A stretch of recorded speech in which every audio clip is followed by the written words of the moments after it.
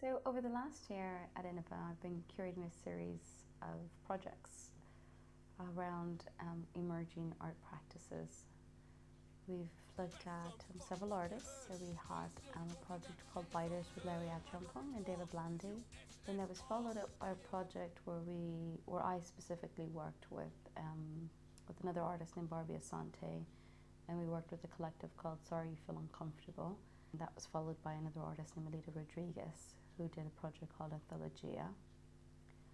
And then in November of 2014, we had Contemporary Rights, which was a series of live art performances, which we engaged with over 10 live artists, all in their initial stages of their career. And currently, we're working with Shiraz Bayjoo on an open studio in Residency to focus around his film called Ile de France. He was given a grant by Gasworks to go out to Mauritius to do the research, but at the same time create a new moving image work, a new film. And the film, it explores both history, but at the same time contemporary society. And the way he's doing it is by looking at the landscapes, but also in terms of the different spaces that are occupied.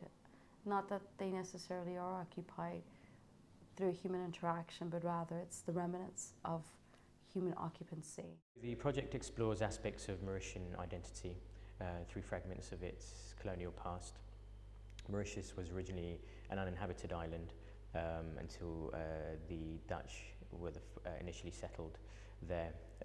This was then passed over to the French and finally the British.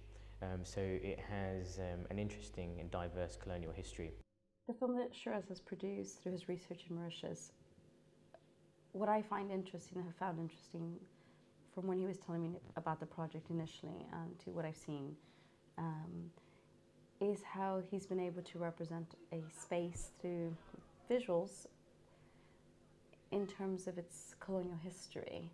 And what's interesting about a place like Mauritius, which I think is not often kind of in a way referenced or really included around conversations about colonialism, is how it actually became what it is today in terms of its population. Mauritian society is particularly layered, and people's social position, class, can be traced along religious and racial lines, and this very much relates back to its colonial history and makes it an interesting place to explore identity and the reminiscences of the colonial period in the post-colonial era. The Indian Ocean and Indian Ocean territories are little explored in relation to the larger diaspora and kind of creolization that has perhaps been explored more extensively in the Americas. And so in a way, when you think about Mauritius, which is a really small, tiny island very close to Madagascar, it's almost a small space that is almost a picture of global society and how it has changed, or who is there and who occupies it, but the cultures that have developed, or in a way the term creolization of people. So what Shiraz does through his film is illustrate some of the creolization visually.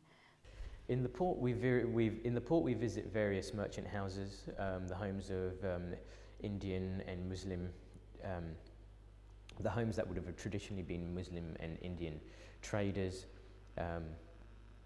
I reference several homes that have been unchanged for decades, with a lot of original furniture and objects that have been brought together over successive generations of people from different and varying backgrounds, but all with very much a connection of seafaring and trading as a central point of meeting. You don't have to see people at the time to understand how culture becomes embedded.